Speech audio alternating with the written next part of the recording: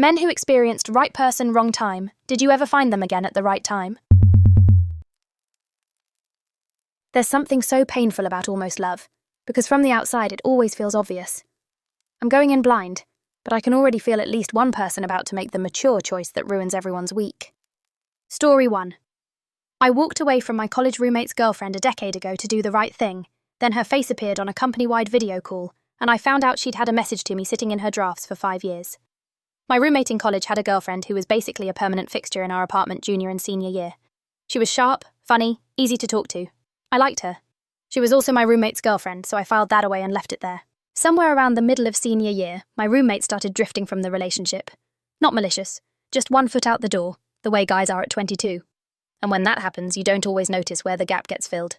She started coming by even when he wasn't home. We'd end up talking for hours.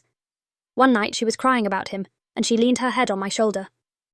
We stayed like that for a while, both of us completely aware of it. I made an excuse to go to bed. The next morning I knew I was in serious trouble. He made himself leave. That took more willpower than most people give him credit for. After that, I started making excuses to be out of the apartment. When they eventually split, there was an obvious window, and I didn't take it. She reached out a few times, casual stuff, and I kept replies short until she stopped. I told myself it was the right call. Loyalty, messiness, all of it. I filed it away. That was about 10 years ago. I was in my early 30s, working at a mid-sized company, when we had a video call to introduce a new round of hires. I was half paying attention when I heard a familiar laugh through my speakers. I switched the view so I could see everyone's faces and nearly stopped breathing. It was her. 10 years later, one laugh and he nearly stopped breathing. Whatever he filed away clearly did not stay filed. We made eye contact through the screen and both smiled way too professionally and said things that meant nothing. After the call, I just sat there. For the next few weeks, it was surface level. Work stuff, hallway hellos. Then we ended up at lunch one afternoon, and it was immediately like no time had passed, which was honestly a little unsettling. She was single, out of a long relationship. I wasn't seeing anyone. We started finding more reasons to talk. About a month in, we were walking to the parking lot after a long day, when she told me she'd spent a long time wishing things had gone differently between us back then. She'd assumed for years that she'd misread everything. Said it took a long time to stop feeling like she'd done something wrong when I went cold on her. There was real hurt underneath it. She carried that for years thinking she'd imagined it. The cost of doing the right thing isn't always just yours to pay. I apologised for that. Then I asked the thing that had been sitting in my mind since that video call, how she'd ended up at this specific company. She went quiet. Then she told me she'd had a draft message typed out to me on her phone for the last 5 years, and had never once hit send. When she logged into that intro call and saw my face, she said she thought she was going to pass out. She'd been terrified the whole way through. I just stood there, the whole decade kind of landing all at once in a parking lot. She laughed first, which helped. 5 years of a message she couldn't send, and then she has to perform calm through an entire company intro call. I genuinely need a minute. I told her the truth, that I went cold because of how much I felt, not because I didn't care. That walking away had been the hardest thing I'd talked myself into thinking was right. Then I went home and called my old roommate. He got quiet at first. Then he said he'd actually suspected something was there back in college, that he'd never said anything about it, and that it took us this long and a company-wide video call to sort it out was, according to him, extremely on-brand for both of us. He said he was fine with it. I believed him. But he went pretty quiet for a few weeks after. Shorter texts, slower replies. Things eventually went back to normal.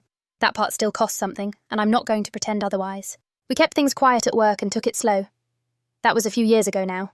We've been living together for over a year and are talking about what comes next. Our friends think the whole thing is the funniest story they've ever heard. Honestly, they're not wrong.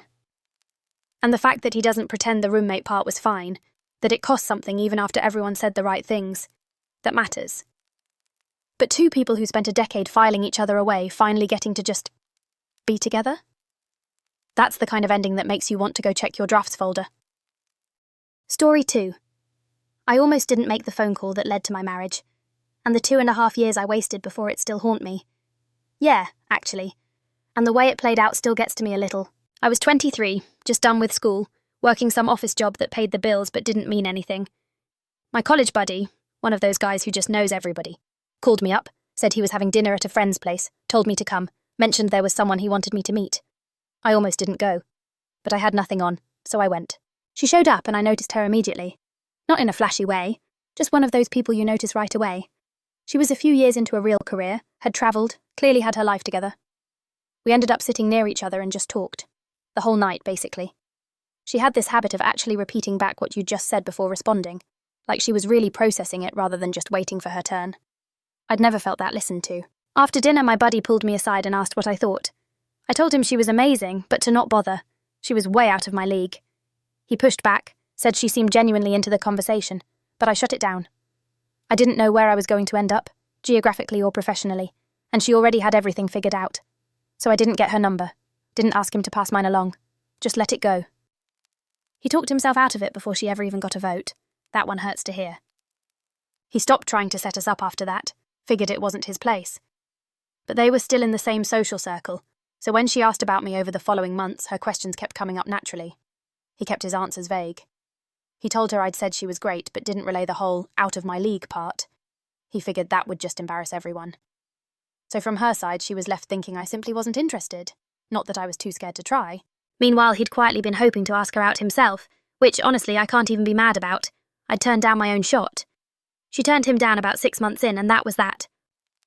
Nobody here was actually trying to make this harder. It's just one quiet choice after another, all adding up. About 2.5 years after the dinner, I came across her profile while scrolling through my buddy's tagged photos. She was still in the same city. Still looked like the same person who'd made that whole room feel louder just by being in it. I sat on it for a week, then called him. I asked, trying to sound casual, if he still had her contact info. He went quiet for a second, then he laughed. The kind of laugh that said he'd been half expecting this call for 2 years.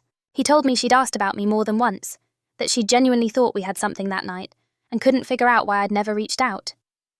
Then he admitted he'd also been trying to date her himself for a while. Said it sheepishly, like he'd been waiting to confess it. He wasn't proud of the fact that he'd let things stay vague between us partly because of that. I told him I didn't blame him. I'd handed the situation to him by walking away. That whole thing hit harder than I expected. All that time I'd spent convinced I wasn't enough, and she was on the other end wondering why I didn't care. She's confused, he's insecure, and neither one knows they're wrong. That's the part that really gets you. He gave me her number. I called her that same night and she didn't pick up. Left a short message. She called back 2 days later, friendly but careful. We made plans for coffee. First few minutes were stiff. She kept her jacket on, stirred her drink without drinking it. Then she looked at me and said she genuinely thought we had something that night, and that it had bothered her for a long time that I'd just vanished. I was straight with her. Told her exactly what I'd been thinking back then. That I felt like she had everything figured out, and I had nothing worth offering someone like that. She shook her head and told me that was never my call to make for her. I didn't have anything to say to that. She was right. The weight of hearing that your own self-doubt quietly took the choice away from someone else, must be a lot to sit with. Her job was in one city. My best opportunity was just outside it, about 40 minutes.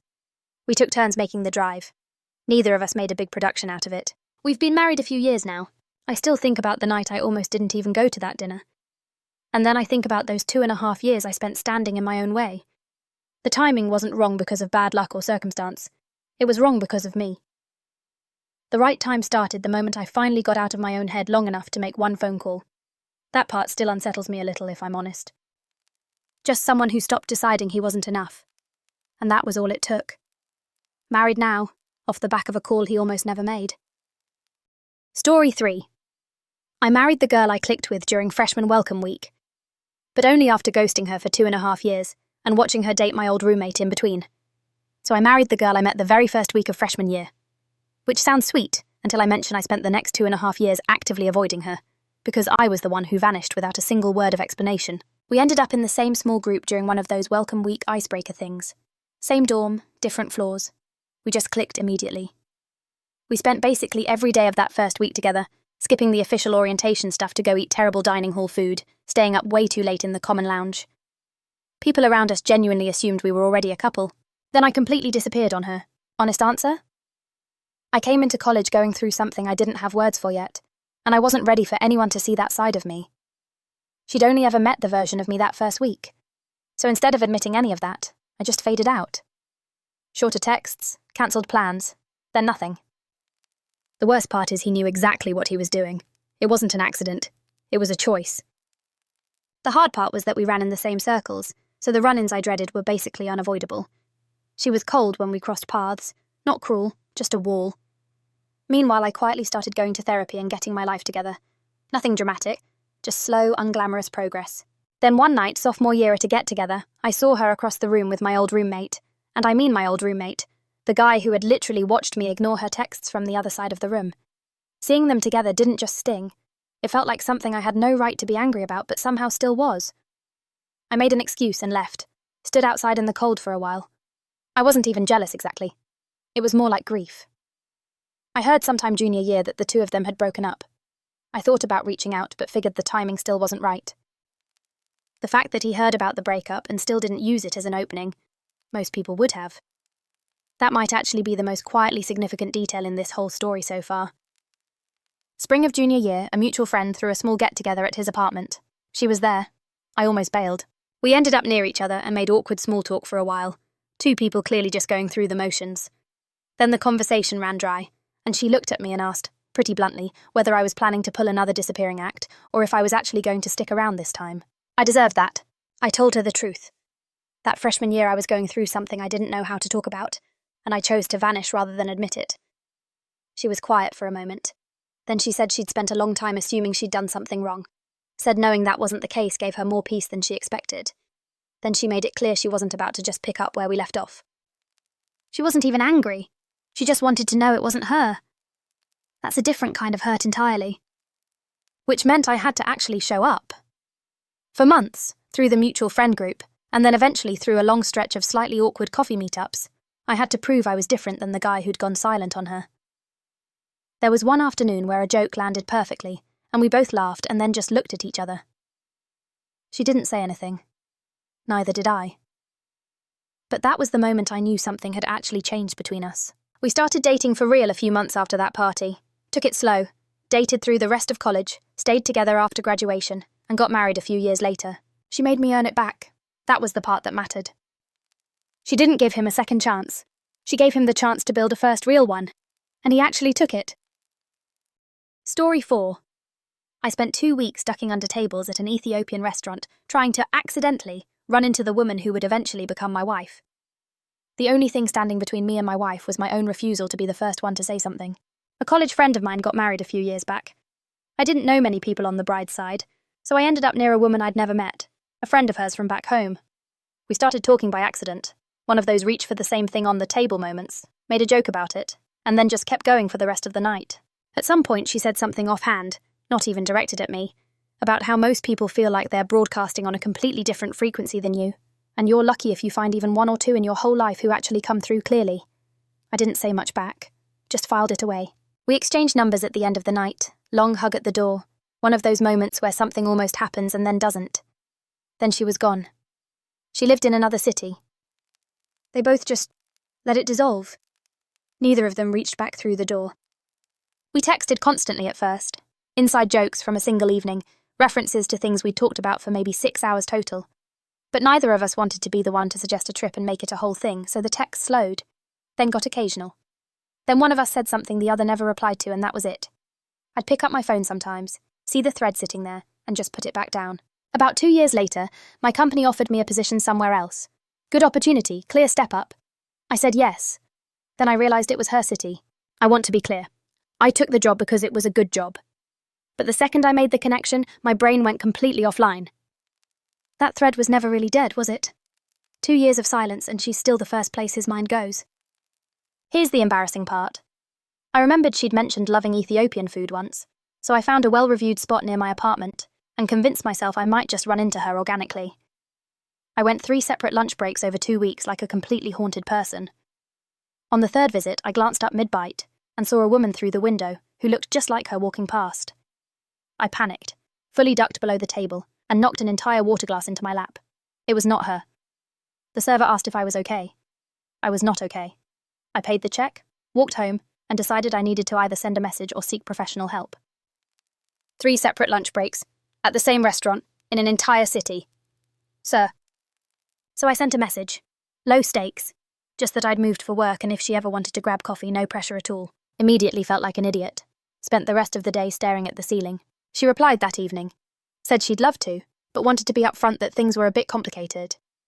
She'd been with someone for about a year, but had spent the last few months realising it wasn't right. She said she'd actually thought about reaching out to me more than once during that time, and seeing my name come up had caught her off guard. I sat with that for a minute.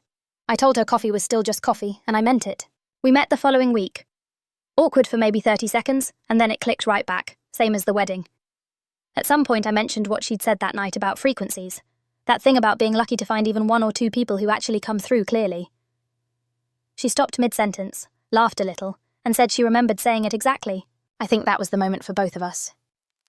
That can't be the kind of thing you randomly hold on to for years unless something already clicked that night, for both of them. She told me that relationship had been falling apart well before I showed up.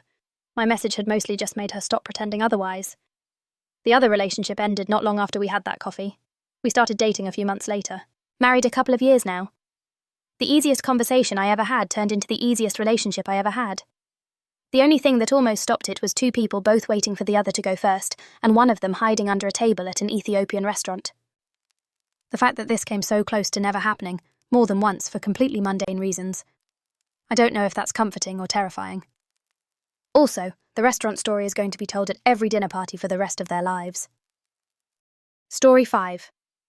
I almost lost the love of my life over a can opener. Twice. I moved into my first real apartment after college. Small building, nothing special. My neighbour across the hall had been there a few months already. On my first day, still completely surrounded by boxes, she knocked and asked if I needed anything.